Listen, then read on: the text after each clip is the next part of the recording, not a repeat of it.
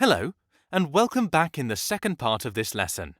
In this lesson, let's see how to control shift register 74595 using SPI. 74595 is a very simple serial input shift register that will allow us to control 8-bit output pins.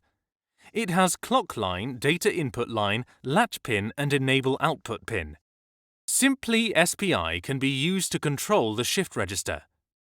We will use two shift register connected to 16 LED on the output, as you can see in the schematic here. I will use a custom PCB I designed for this purpose. You can download the Gerber files from this lesson resources, and even better, you can learn how to create this PCB from my course, the link in the resources as well. So, the connection between the PCB and our board will be data input with PA06, enable pin with PB09, latch pin with PA05, clock pin with PA07, and the power supply with 3.3 volt VCC pin. Finally, the ground, just like that.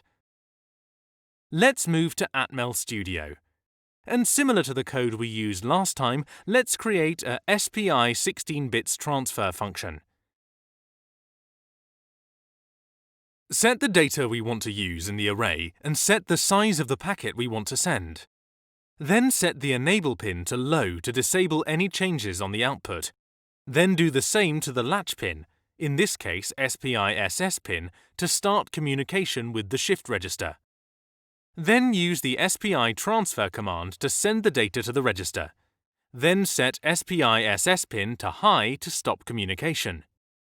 Finally, toggle the enable pin to show the new data on the output. Inside the main function, let's create a for loop to light the LED and increase the light counter value one by time. As an example, if we send 8, the LED number 4 will turn on. If we send 655535, it will turn all the LEDs on. Got it? Build the code first.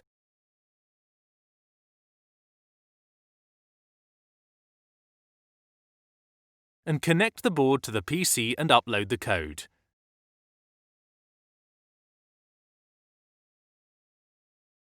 Let's see the results we got.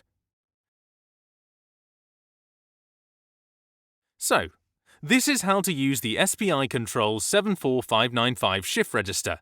Don't forget to practice it and join the PCB course I have to learn how to build this PCB by yourself. That's it for now. Thank you so much. See you soon.